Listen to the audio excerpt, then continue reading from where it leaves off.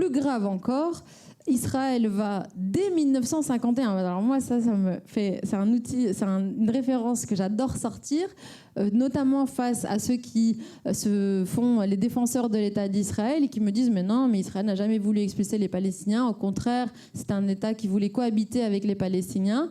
Et donc là, vous pouvez leur sortir cette référence qui dit tout de la posture israélienne.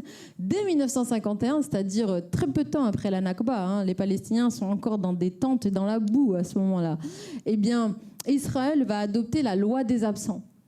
La loi des absents, là, on est dans un cynisme, encore une fois, inouï. La loi des absents, c'est une loi qui, adoptée en Israël, a permis de récupérer, d'exproprier, de piller tous les biens des absents. Qui sont les absents?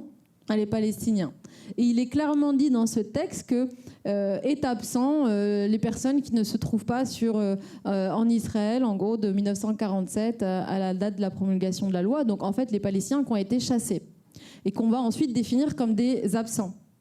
Donc, c'est vous dire le cynisme. Et donc, tous les biens qui ont été, une grande partie des biens qui appartenaient aux Palestiniens et qui ont été chassés, eh bien, ont été récupérés par l'État d'Israël. Et à ce jour, les Palestiniens n'ont obtenu aucune réparation, aucune indemnisation et aucun droit au retour sur leur terre.